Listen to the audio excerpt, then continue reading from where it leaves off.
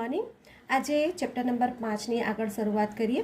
Chapter number 5 છે એ chapter number 5 ની અંદર આજે આપણે એક નવી થિયરી બહુજનીનિક વારસો।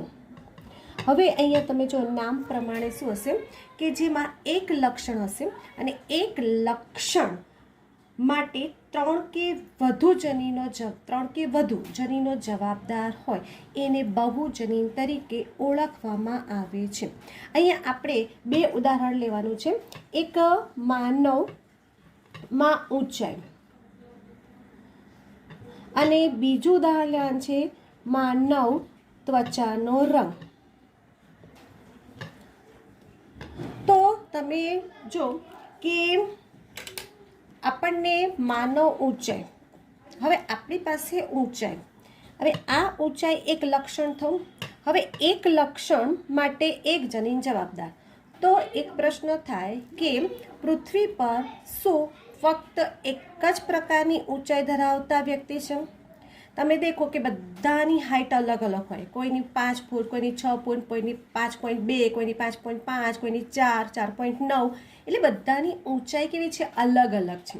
એટલે એ આપણે કોઈ અસંભવિત ઊંચાઈ નથી, એટલે એક સરખા પ્રકારની ઊંચાઈ નથી અને બધાની ઊંચાઈ અલગ અલગ છે, એટલે તેના માટે 3 કે વધુ જનીનો જવાબદાર છે, માટે એ થયું બહુજનીનિક વારસાનું ઉદાહરણ। એવી રીતે આપણે વાત કરીએ માનવ ત્વચાનો રંગ। તો આપણી પાસે ત્વચા છે, એ ત્વચા તમે જો કે એકદમ ગોરા લોકો હશે, એટલે કે એમના ચામડીનો રંગ છે એ ચામડીના રંગ એકદમ ગોરા હશે, મધ્યમ કદના ગૌવર્ણ હશે અને એકદમ કાળા રંગના હશે, બરાબર છે। તો અહીંયા તમે જો કે ચામડીના જનીન છે, ચામડીના રંગ માટે 3 અલગ અલગ જનીનોથી છે અને એ જે 3 જનીનો છે એ 3 જનીનોને 3 સંજ્ઞાથી આપણે રજૂ કરીશું। A, B, C 3 સંજ્ઞાથી રજૂ કરીએ। હવે એ 3 સંજ્ઞામાં તમે જો કે જો A, B, C, એ જે A, B, C ત્રણેય આપણે કેપિટલ લખીએ અને એ ત્રણેય છે એ ઘેરા રંગ માટે જવાબદાર, ઘેરા રંગ માટે। હવે આ જે 3 ઘેરા રંગ છે એ 3 ઘેરા રંગ માટે A, B, C એટલે ત્રણેય કેપિટલ લખ્યા, એટલે આપણે લખીએ કેપિટલ A, કેપિટલ B, અને કેપિટલ C, અને એ ત્રણેય પ્રભાવી લક્ષણ છે એટલે એ ઘેરા રંગ માટે જવાબદાર। એને અનુલક્ષીને હું સ્મોલ a b c, હવે સ્મોલ a b c છે એટલે એ પ્રચ્છન્ન થયા, આ થયા પ્રભાવી થયા। તો સ્મોલ a b c છે એ કેવા થશે? ઝાંખા રંગ માટે જવાબદાર અને એ કેવા હશે? પ્રચ્છન્ન। અને એને અનુલક્ષીને આપણે a b b અને c અભિવ્યક્તિ રજૂ કરશે અને એ કેવા રંગ રજૂ કરશે? ઝાંખા રંગ માટે જવાબદાર છે, એટલે અહીંયા આપણને ઝાંખા રંગ ધરાવતી વ્યક્તિ જોવા મળશે। હવે બંનેના મિક્સ એટલે બંને એટલે 3 પ્રભાવી ને 3 પ્રચ્છન્ન એટલે capital A small a, capital B small b, capital C small c, એટલે એ શું થયું? પ્રભાવી પ્રચ્છન્ન, પ્રભાવી પ્રચ્છન્ન, પ્રભાવી પ્રચ્છન્ન, એટલે કે એ જે 3 પ્રચ્છન્ન અને 3 પ્રભાવી એલલ કહીએ, બરાબર છે, કારકો જવાબદાર છે અને જેને કારણે ત્વચાનો રંગ કેવો હશે? વચગાળાનો, એટલે કે ન ગોરા ન કાળા, એટલે એ આપણને કેવા જોવા મળશે? મધ્યમ રંગના જોવા મળશે। તો આમ તમે દેખો કે જે માનવ ત્વચાના રંગ છે એ માનવ ત્વચાના રંગ માટે આપણને 3 અલગ અલગ જનીન કેપિટલ A, કેપિટલ B અને કેપિટલ C ત્રણેય છે પ્રભાવી છે, તો એ ઘેરા રંગ માટે જવાબદાર છે। અને આપણે એને કેવી રીતે સંજ્ઞાથી કેવી રીતે દર્શાવીએ? A B B અને C એટલે આપણને ખબર છે કે રંગસૂત્રો જોડમાં હોય તો જનીનો પણ જોડમાં હોય, એટલે પ્રચ્છન્ન માટે 3 LL છે, સ્મોલ A B C જે ઝાંખા રંગ માટે જવાબદાર, અને જો એ 3 પ્રભાવી અને 3 પ્રચ્છન્ન ભેગા થઈને વચગાળાનો રંગ જોવા મળે છે। તો આમ તમે જે જોવા જઈએ તો અહીંયા એક લક્ષણ, એક કલર છે, ત્વચાનો રંગ છે, એના માટે 3 કે તેથી વધુ જનીનો જવાબદાર છે। તો અહીંયા તમારે બહુજનીનિક વારસો છે એની થિયરી પૂછાય તો તમારે માનવ ઊંચાઈના અનુલક્ષીને આન્સર આપવાનો અને એક માનવ ત્વચાના રંગ છે એને અનુલક્ષીને તમારે થિયરી લખવાની રહેશે. હવે આપણે નવી થિયરી ભણીએ છીએ. નવી થિયરીનું નામ છે પ્લીઓટ્રોપી. હવે આમાં શું છે કે કેટલાક જનીન છે, બરાબર છે, કોઈક જનીન છે અને એ જનીન એક કરતાં વધારે અસર સાથે સંકળાયેલું હોય. એટલે એક જનીન હોય અને આ જનીન એક કરતાં વધારે અસર સાથે સંકળાયેલું હોય તો એ જનીનને કહેવાય છે પ્લીઓટ્રોપિક જનીન તરીકે ઓળખવામાં આવે છે. ને આખી જે ઘટના છે તેને પ્લીઓટ્રોપિઝમ તરીકે ઓળખવામાં આવે છે. અને આ રીતે જે લક્ષણો એક કરતાં વધારે અસરો અભિવ્યક્ત કરવાની જનીનોની જે ક્ષમતા છે અને એ જનીનોની જે ક્ષમતા છે તેને પ્લીઓટ્રોપી તરીકે ઓળખવામાં આવે છે. એટલે તમે જો કે જનીન છે એ જનીન એક કરતાં વધારે અસર દર્શાવે તેને કહેવાય છે પ્લીઓટ્રોપિક જનીનો. પ્લીઓટ્રોપિક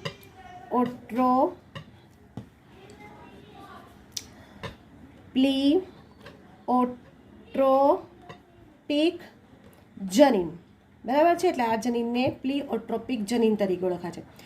પ્લીઓટ્રોપિક જનીનોની જે આખી જે દર્શાવવાની જે ઘટના છે એને કહેવાય છે પ્લીઓટ્રોપિઝમ.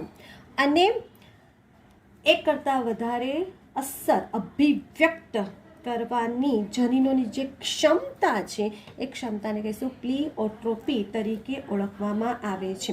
અને આ જે પ્લીઓટ્રોપી જનીનની જે આખી પ્રક્રિયા છે તે અંતર્ગત જનીનની અસર ચયાપચયિક પથ પર આધાર રાખે છે. ચયાપચયિક પથ પર આધાર રાખે છે. અને આ જે ચયાપચયિક પથ છે જે આગળ તમારે ભણવામાં આવશે એના પર આ જનીનોની અસર થતી જોવા મળે છે. એના માટેનું એક ઉદાહરણ જોઈએ તો ફિનાઇલ કીટોન્યુરિયા, બરાબર છે, એક રોગ છે.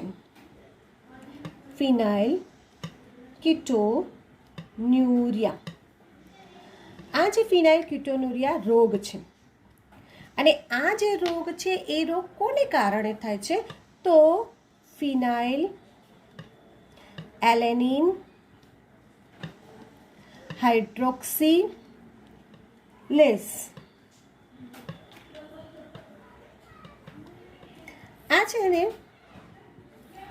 ઉત્સેચક છે. ફિનાઇલ, જો પાછળ કયો શબ્દ લાગ્યો, એઝ લાગ્યો, પ્રત્યય લાગ્યો, એટલે એ શું છે ઉત્સેચક. ધ્યાનમાં રાખજો તમે જ્યારે લખો ત્યારે પાછળ અહીંયા લેઝ બોલ્યા એટલે એઝ પ્રત્યય લાગ્યો અને એઝ પ્રત્યય લાગ્યો એટલે શું છે ઉત્સેચક. તો ફિનાઇલ એલેનિનનું, બરાબર છે, ટાયરોસિનમાં નિર્માણ થાય અને ફિનાઇલ એલેનિનનું ટાયરોસિન છે, અહીંયા ટાયરોસિન લખું, અહીંયા હું લખું છું ફિનાઇલ એલેનિન. તો ફિનાઇલ એલેનિનનું ટાયરોસિનમાં રૂપાંતર થાય અને એના માટે જવાબદાર છે ફિનાઇલ એલેનિન હાઇડ્રોક્સિલેઝ. પરંતુ ફિનાઇલ એલેનિન હાઇડ્રોક્સિલેઝ ઉત્પન્ન થતો નથી અથવા તો કોઈ વિકૃતિ આવી તો કોઈ કારણસર આ ઉત્સેચક ઉત્પન્ન થતો નથી, જેથી ફિનાઇલ એલેનિનનું ટાયરોસિનમાં રૂપાંતર થતું નથી. અને એ જે રોગ છે જેને કારણે ફિનાઇલ કીટોન્યુરિયાનો રોગ થાય છે અને એને કારણે જે તે મનુષ્ય છે તેનો ત્વચાનો રંગ ટાયરોસિન છે અને એના માટે જે વાળ છે જેનો રંગ છે તે ભૂરા રંગના જોવા મળે છે અને માનસિક મંદતા પણ જોવા મળે છે. તો આ થયું તમારે પ્લીઓટ્રોપિક અને એના માટેના જે જનીનો છે એની વાત કરી. તો અહીંયા તમારે થઈ પ્લીઓટ્રોપી. હવે નવી થિયરી આપણે વાત કરીએ. હવે એ જે થિયરી છે એ થિયરી બિલકુલ અલગ. આપણે આટલી બધી જે થિયરી ભણ્યા એ બધી થિયરીને જનીનોને અનુલક્ષીને આપણે આખી ચર્ચા કરી ગયા. મેન્ડલના જે એક સંકરણથી લઈને દ્વિસંકરણ, અપૂર્ણ પ્રભુતા, વિશ્લેષણના નિયમો, ડ્રોસોફિલામાં સહલગ્નતા, પુનઃસંયોજન બધી થિયરી આપણે ભણી ગયા. એ બધા ટોપિકથી લઈ એક બિલકુલ અલગ જ ટોપિક અહીંયા આપણે ભણવાનો આવે છે, લિંગ નિશ્ચન. આ જે થિયરી છે એ થિયરી સમજવામાં એક જ વાર જો તમે એને સમજી લેશો તો તમારે એને અનુલક્ષીને બીજી જે થિયરી છે એ બીજી થિયરીમાં તમને જલ્દી સમજ પડી જશે. હવે જો સૌથી પહેલાં લિંગ નિશ્ચન છે એ લિંગ નિશ્ચન કીટકો પર, એટલે કે લિંગ નિશ્ચનની આખી જે માહિતી છે કે જનીન છે, રંગસૂત્ર છે, એની ક્રિયાવિધિ શું છે, એ બધી જ આખી જે માહિતી છે એ પ્રાથમિક માહિતી છે એ કીટકો પર કરવામાં આવી અને કીટકો પર પ્રયોગો કર્યા અને એ કીટકોના પ્રયોગો પરથી ખાસ સારી એવી માહિતી પ્રાપ્ત કરવામાં આવી અને 1891 માં હેન્કિંગ નામના વૈજ્ઞાનિકે કીટકો પર પ્રયોગ કર્યો અને એને કીટકો છે એ કીટકોમાં શુક્રકોષ જનનની વિવિધ અવસ્થાઓ, એટલે એને શુક્રકોષ છે ને એ શુક્રકોષ પર અભ્યાસ કર્યો, નર કીટકો પર અભ્યાસ કર્યો હશે. તો એને જે શુક્રકોષ જનન છે ને એ શુક્રકોષની જનનની ક્રિયાવિધિમાં વિશિષ્ટ કોષ કેન્દ્રીય સંરચના જોઈ. હવે એ જે શુક્રકોષ કેન્દ્ર જેને જે રચના જોઈને એ રચનામાં એને એવું થયું કે 50% છે ને એ 50% શુક્રકોષોમાં આ સંરચના જોવા મળી, જ્યારે 50% શુક્રકોષમાં આ સંરચના જોવા ના મળી. એટલે અહીંયા એને જ્યારે અભ્યાસ કર્યો ને ત્યારે 50% શુક્રકોષોમાં સંરચના જોઈ અને 50% શુક્રકોષમાં એ રચના જોવા ના મળી અને એ જે હેન્કિંગે એ જે સંરચના જોવા મળી અને એ જે સંરચના છે એને એક્સકાય નામ આપ્યું. અને ત્યાર પછી ઘણા બધા વૈજ્ઞાનિકે સંશોધન કર્યા અને છેલ્લે એમને કીધું કે આ એક્સકાય વાસ્તવમાં તો રંગસૂત્ર જ છે એવું રજૂઆત કરી. એટલે સૌ પ્રથમ લિંગ નિશ્ચન માટેનો અભ્યાસ કયા વૈજ્ઞાનિક કર્યો હતો? હેન્કિંગે. અને હેન્કિંગે 1891માં કોના પર પ્રયોગ કર્યો હતો? તો કીટકો પર. અને શુક્રકોષની અંદર એમને અભ્યાસ કર્યો અને એની અંદર એક વિશિષ્ટ કોષ કેન્દ્રીય સંરચના જોઈ અને એમાં અડધા 50% જેટલે શુક્રકોષોમાં એ રચના જોવા મળી, જ્યારે 50%માં જોવા ન મળી અને એને છેલ્લે એને શું નામ આપી દીધું? એક્સકાય. જેમ જેમ અભ્યાસ થતો ગયો છેલ્લે એમને કીધું કે આ એક્સકાય કશું જ નથી, એક રંગસૂત્ર છે અને એને આધારે લિંગ નિશ્ચન છે એ લિંગ નિશ્ચનમાં સૌથી પહેલાં એમને X0 લિંગ નિશ્ચનમાં X0 પ્રકારની ક્રિયાવિધિ જોઈ. હવે તમે જો કે X0 જે પ્રકારની ક્રિયાવિધિ છે એનામાં એને શું જોયું? તો એમને છે ને બધા કીટકોમાં અભ્યાસ કર્યો અને કીટકો છે એ કીટકોની અંદર તમે જો કે એને અંડકોષો પર અભ્યાસ કર્યો, માદા પર અભ્યાસ કર્યો. હવે માદા છે તો તમને ખબર છે કે માદાની અંદર XX રંગસૂત્ર હોય, બરાબર?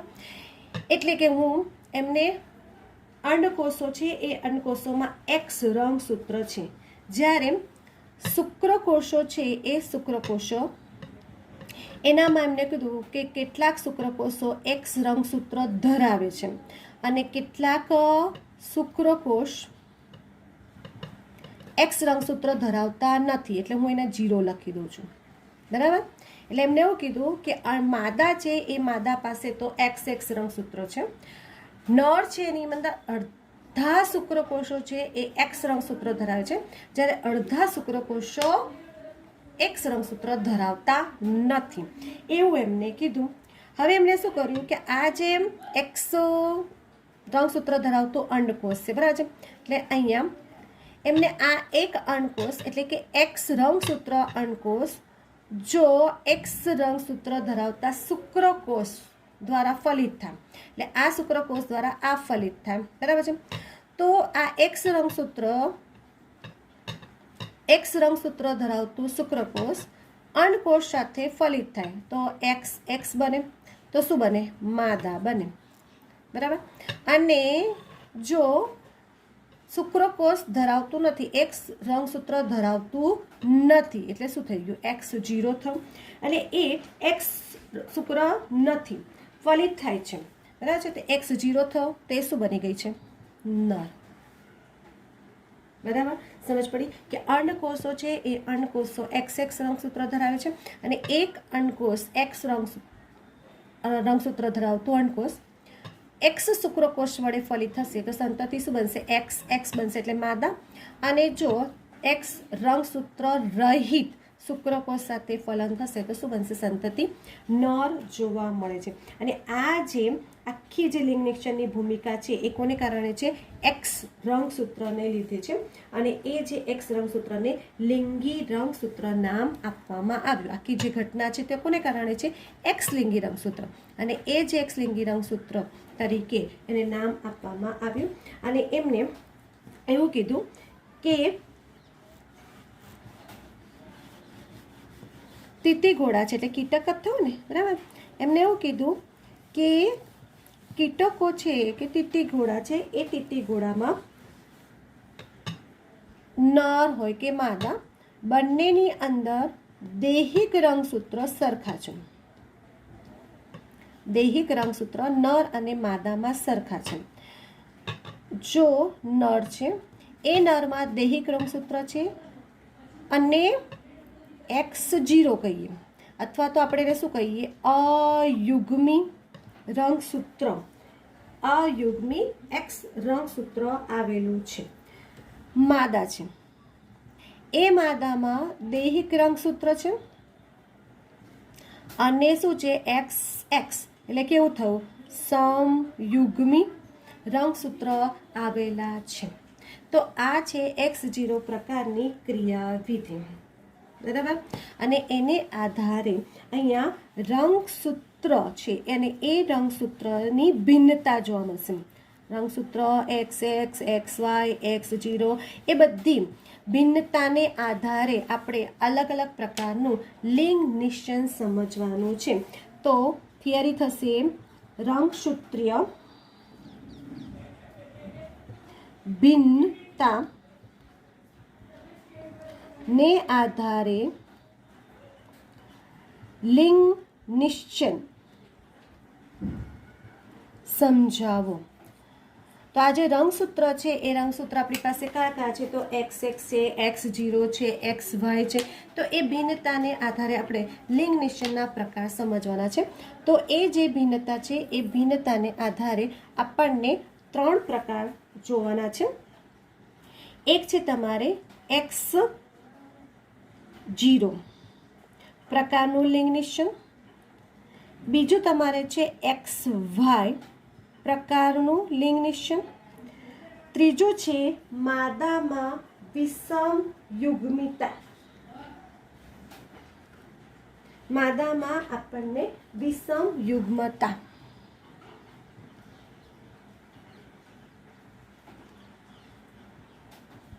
હવે અહીંયા આપણે X0 પ્રકારનું લિંગ નિશ્ચય હમણાં જ આપણે ભણ્યા. X0 પ્રકારનું લિંગ નિશ્ચય કોણામાં જોયું? તો તીતીઘોડામાં જોયું.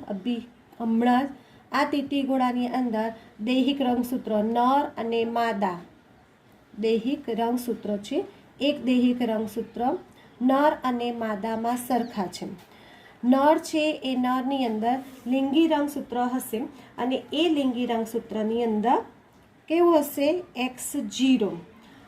માદા છે એ માદાની અંદર લિંગી રંગસૂત્ર કયું હશે? XX. બરાબર છે. એટલે દૈહિક રંગસૂત્ર નર અને માદામાં સરખા છે.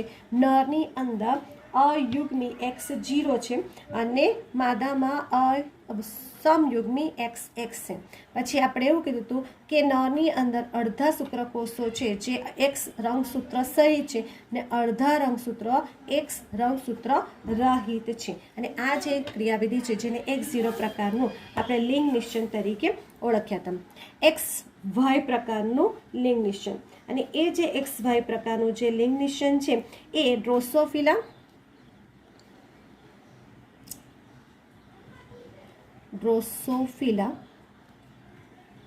અને મનુષ્યની અંદર સસ્તન વર્ગના પ્રાણીઓ અને મનુષ્યની અંદર આ XY પ્રકારનું લિંગ નિશ્ચન જોવા મળે છે.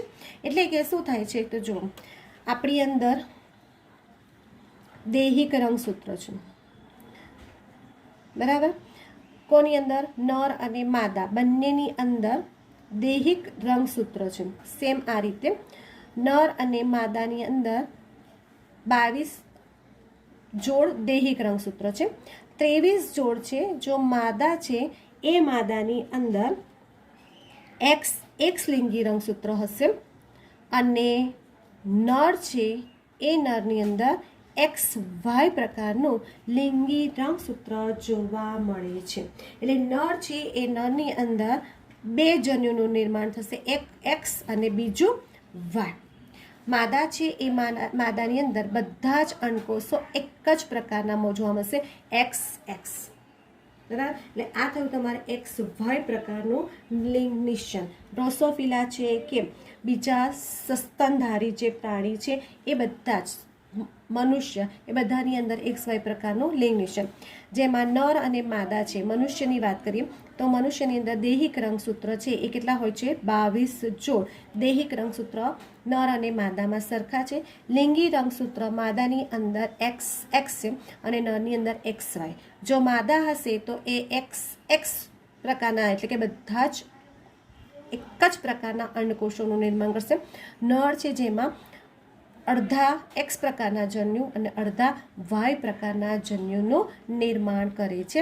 એટલે 22 જોડ અને આ 23 જોડ રંગસૂત્ર મનુષ્યની અંદર આવેલા જોવા મળે છે.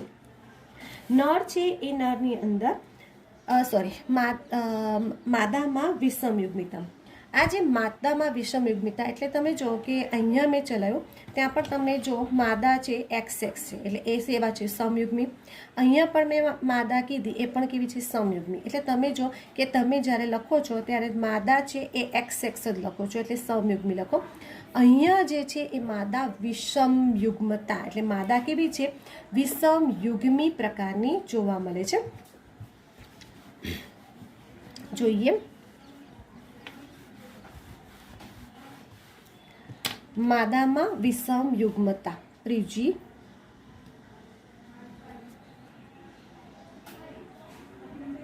વિષમયુગ્મતા.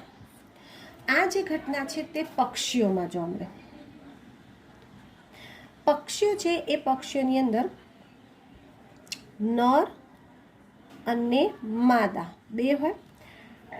નર છે એ નર ની અંદર ZW એટલે કે એની અંદર નર છે એ નરની અંદર ZZ ઊંધું. આમ શું હોય કે નર છે તે XY હોય એટલે એમાં અયુગ્મી હોય અને માદા છે એ યુગ્મી હોય. પણ અહીંયા શું થશે કે નર છે એની અંદર ZZ પ્રકારના રંગસૂત્ર અને માદા છે એની અંદર ZW પ્રકારના રંગસૂત્ર જોવા મળે છે. નર છે એ નરની અંદર બધા જ જે જન્યુ છે એ બધા જ કેવા પ્રકારના હશે? Z પ્રકારના. અને માદા છે એની અંદર અડધા અંડકોષ Z પ્રકારના અને અડધા અંડકોષ કેવા પ્રકારના હોય છે? ZW પ્રકારના જોવા મળે છે. તો આ થઈ તમારે માદામાં વિષમયુગ્મતા. તો તમે જો કે આપણે રંગસૂત્રીય ભિન્નતા છે અને એને આધારે આપણે 3 પ્રકાર જોવાના છે. એક X0 પ્રકાર કોની અંદર છે? કીટકો તીતીગોળામાં. XY છે XY ની અંદર આપણને XX માદા અને XY કેવા હોય છે? નર હોય છે અને એ સસ્તનધારી મનુષ્ય કે ડ્રોસોફિલાની અંદર જોવા મળશે. માદા છે એની અંદર ZZ નર અને ZW માદા જોવા મળે છે. ને અહીંયા આપણે રંગસૂત્રીય ભિન્નતાને આધારે લિંગ નિશ્ચન પૂર્ણ થાય છે. ચાલો આપણે લિંગ નિશ્ચનની ઘટના આગળ ભણીએ. લિંગ નિશ્ચનની થિયરી ભણ્યા અને એમાં 3 રંગસૂત્રને આધારે લિંગ નિશ્ચન ના 3 પ્રકાર જોયા. એક આપણે જોયું X0 પ્રકારનું લિંગ નિષેધ, જે આપણે કીટકોમાં જોયું. બીજું જોયું તમારે માદામાં વિષમ યુગ્મતા, અને એ પક્ષીઓમાં જોયું. ત્રીજું જે જોયું એમાં XY પ્રકારનું લિંગ નિષેધ, અને એ જે XY પ્રકારનું લિંગ નિષેધ એ કોનામાં જોયું આપણે?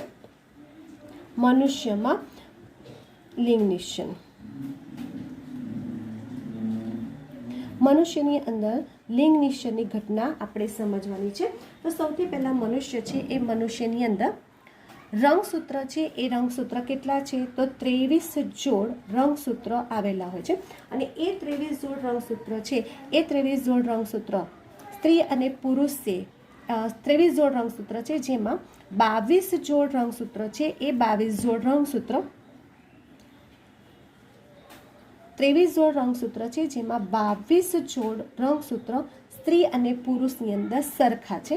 અને સ્ત્રી છે એની અંદર X પ્રકારનું લિંગી રંગસૂત્ર, અને પુરુષ છે એ પુરુષની અંદર XY પ્રકારનું લિંગી રંગસૂત્ર આવેલું જોવા મળે છે.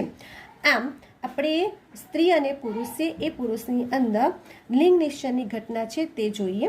તો જો હું સ્ત્રી અને પુરુષ એટલે કે નર અને માદા જોઈએ, એની અંદર આપણે સ્ત્રી છે એની અંદર 22 જોડ દૈહિક રંગસૂત્ર અને XX લિંગી રંગસૂત્ર આવેલું છે. પુરુષ છે એ પુરુષની અંદર 22 જોડ દૈહિક રંગસૂત્ર અને XY પ્રકારનું લિંગી રંગસૂત્ર આવેલું હોય છે. સ્ત્રી છે કે માદાની અંદર બધા જ અંડકોષ એક જ પ્રકારના હોય છે. એટલે કે આની અંદર તમે જો કે અર્ધીકરણની ક્રિયા થઈ, અને તમે આગળ ભણી જ ગયા છો કે જ્યારે સમયુગ્મી હોય તો આપણે અલગ અલગ ના દોરતા, આપણે એક જ દોરીએ છીએ. તો અહીંયા બધા જ અંડકોષ એક જ પ્રકારના છે. 22 દૈહિક રંગસૂત્ર અને એક X લિંગી રંગસૂત્ર. પુરુષ છે એની અંદર 2 પ્રકારના શુક્રકોષોનું સર્જન થશે. 2 પ્રકારના શુક્રકોષમાં 22 દૈહિક રંગસૂત્ર અને એક X લિંગી રંગસૂત્ર. અને અડધા શુક્રકોષની અંદર 22 દૈહિક રંગસૂત્ર અને એક Y લિંગી રંગસૂત્ર આવેલું હોય છે. આ જે શુક્રકોષો છે ને આ અંડકોષો છે. તમારી વાક્ય રચના શું થશે કે સ્ત્રીની અંદર બધા જ અંડકોષો એક જ પ્રકારના છે, જેમાં 22 દૈહિક રંગસૂત્ર અને એક X લિંગી રંગસૂત્ર છે. અને નરની અંદર 2 પ્રકારના શુક્રકોષો થશે. અડધા શુક્રકોષોમાં 22 દૈહિક રંગસૂત્ર અને એક X લિંગી રંગસૂત્ર છે, અને અડધા શુક્રકોષમાં 22 દૈહિક રંગસૂત્ર અને એક Y લિંગી રંગસૂત્ર આવેલું હોય છે. હવે કયા પ્રકારનો શુક્રકોષ? હવે જો આ X પ્રકારનો શુક્રકોષ આ અંડકોષ સાથે ફલિત થાય તો તમે જો શું બનશે? તો 22 જોડ દૈહિક રંગસૂત્ર અને XX લિંગી રંગસૂત્ર આવેલા હોય છે. એટલે સંતતિ શું બની ગઈ? માદા બની ગઈ. એટલે કે X પ્રકારનો શુક્રકોષ અંડકોષ સાથે ફલિત થાય છે તો માદા બને છે. જો Y પ્રકારનો શુક્રકોષ અંડકોષ સાથે જોડાશે તો 22 જોડ દૈહિક રંગસૂત્ર અને XY લિંગી રંગસૂત્ર. તો સંતતિ કઈ હશે? નર. એનો મતલબ સંતતિ નર થશે કે માદા, તેનો સંપૂર્ણ આધાર કોના ઉપર રહેલો છે? શુક્રકોષ પર રહેલો છે. X પ્રકારનો શુક્રકોષ અંડકોષ સાથે જોડાશે તો સંતતિ માદા, અને Y પ્રકારના શુક્રકોષ અંડકોષ સાથે જોડાશે તો સંતતિ કેવી જોવા મળશે? નર જોવા મળે છે. એટલે સંતતિ નર થશે કે માદા, એનો સંપૂર્ણ આધાર શુક્રકોષ પર રહેલો છે. માટે તેને XY નર પદ્ધતિ તરીકે પણ ઓળખવામાં આવે છે. અહીંયા તમારી ચોપડીમાં જે વાક્ય રચના છે એને અનુલક્ષીને મેં અહીંયા સમજાવ્યું છે. તમારી ચોપડીમાં જે ચાર્ટ છે એ ચાર્ટ કેવી રીતે છે એને આપણે જોઈએ કે ચાર્ટ કેવી રીતે દોર્યો છે. તો જો આપણે પુરુષ છે અને સ્ત્રી છે. પુરુષ છે એ પુરુષની અંદર XY રંગસૂત્ર હશે અને સ્ત્રીની અંદર XX લિંગી રંગસૂત્ર હશે. આ બે પ્રકારના શુક્રકોષોનું સર્જન કરશે. X અહીંયા આવશે, Y અહીંયા એક જ પ્રકારના શુક્રકોષનું સર્જન થશે, પણ આપણે એને અલગ અલગ લખી કાઢીએ, સરળતા રહેશે. એ X અને X બરાબર. હવે જો આ X પ્રકારનો અંડકોષ, X પ્રકારનો શુક્રકોષ, અહીંયા આપણે શુક્રકોષ લખી કાઢીએ અને અહીંયા આપણે અંડકોષ લખી કાઢીએ. X પ્રકારના શુક્રકોષ X પ્રકારના અંડકોષ સાથે ફલન પામશે, ફલિત થશે. તો શું થશે? XX એટલે સંતતિ શું બની? માદા. X પ્રકારનો અંડકોષ શુક્રકોષ X પ્રકારના અંડકોષ સાથે જોડાશે તો પણ સંતતિ શું બનશે? માદા. બરાબર. હવે Y પ્રકારનો શુક્રકોષ આ અંડકોષ સાથે જોડાશે તો XY એટલે સંતતિ કહેશે નર. આ અંડકોષ શુક્રકોષ આ અંડકોષ સાથે જોડાશે તો XY એટલે સંતતિ કઈ બનશે? નર. એટલે કે 50% સંતતિ માદાનું અને 50% સંતતિ નર બનશે અને એને આધારે આપણે XY નર પદ્ધતિ તરીકે ઓળખવામાં આવે છે. અને સંતતિ નર થશે કે માદા એનો ટકાવારી કેટલી છે? 50% જોવા મળે છે. તો અહીંયા તમારે થયું મનુષ્યમાં લિંગ નિશ્ચન. તમે આ ચોપડીની રીતે જે ચાર્ટ છે એ ચાર્ટ આ રીતે દોરવામાં આવે છે. હવે આપણે નવી થિયરી ભણીએ છીએ, મધમાખીમાં લિંગ નિશ્ચન. મધમાખીમાં લિંગ નિશ્ચન અથવા તો અસંયોગી જનન. હવે તમે જો કે મધમાખી છે એ મધમાખીની અંદર નર અને માદા બંને જમશે. જેમાં માદા છે ને એ માદાની અંદર 32 રંગસૂત્ર છે અને જે નર છે ને એની અંદર 16 રંગસૂત્ર છે. એનો મતલબ કે નર છે એ નર કેવી છે? એકકેક્ય છે અને માદા છે તે કેવી છે? દ્વિકીય છે. બરાબર. હવે આ જે માદા છે એ માદા દ્વિકીય અને નર એકકેક્ય છે. એમની વચ્ચે લિંગ નિશ્ચન જોઈએ તો તમે જો કે માદા છે એ માદાની અંદર કઈ ક્રિયા થશે? તો અર્ધીકરણની ક્રિયા થશે. હવે અર્ધીકરણની ક્રિયા થઈ એટલે આપણને કેટલા થશે? 16 અને 16 રંગસૂત્ર ધરાવતા શું થશે? અંડકોષનું નિર્માણ થશે. અહીંયા 16 જ છે એટલે કઈ ક્રિયા થશે? સમવિભાજનની ક્રિયા થશે. ને સમવિભાજન થશે એટલે કેટલા રંગસૂત્ર હશે? 16 એકકેક્ય રંગસૂત્ર, જે આપણે આગળ ભણી ગયા છે. હવે તમે જો કે આ તો થયા અંડકોષ, બરાબર છે. એટલે આ પણ અંડકોષ છે ને. જો આ અંડકોષ આ શુક્રકોષ સાથે જોડાય એટલે 16 દુ 32 અને 32 હોય તો સંતતિ શું થઈ ગઈ? માદા. બરાબર. એટલે કે અંડકોષ શુક્રકોષ સાથે જોડાય છે ત્યારે સંતતિ માદા બને છે. હવે આ જે અંડકોષ છે જે 16 છે અને એ છે ફલન નથી કરતી, ફલન થયા વિના 16, બરાબર છે. ફલન થયા વિના સંતતિનું સર્જન કરે છે જે એકકેક્ય છે અને એકકેક્ય છે તો કઈ હશે? નર. એકકેક્ય જોવા મળે છે એટલે સંતતિ કેવી હશે? નર હશે. તો તમે જો કે ફલન થયા વિના સંતતિનું સર્જન થયું અને એ જે સંતતિનું નિર્માણ થવાની ઘટના છે તેને શું કહે છે? અસંયોગી જનન તરીકે ઓળખવામાં આવે છે.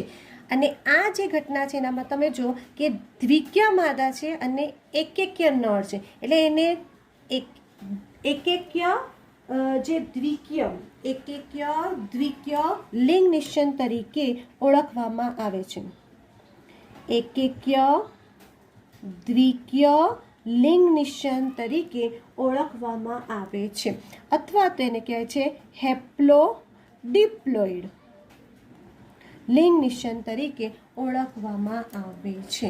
તો અહીંયા મધમાખીની અંદર લિંગ નિશ્ચન પૂરું થયું. એટલે તમે લિંગ નિશ્ચનની રચના જોઈ અને લિંગ નિશ્ચનમાં કીટકોથી લઈ કીટકોમાં ભણ્યા, પક્ષીઓમાં ભણ્યા, મધમાખીમાં ભણ્યા, મનુષ્યની અંદર લિંગ નિશ્ચન પૂરું થયું. એટલે આખો લિંગ નિશ્ચનનો ટોપિક અહીંયા પૂર્ણ થાય છે.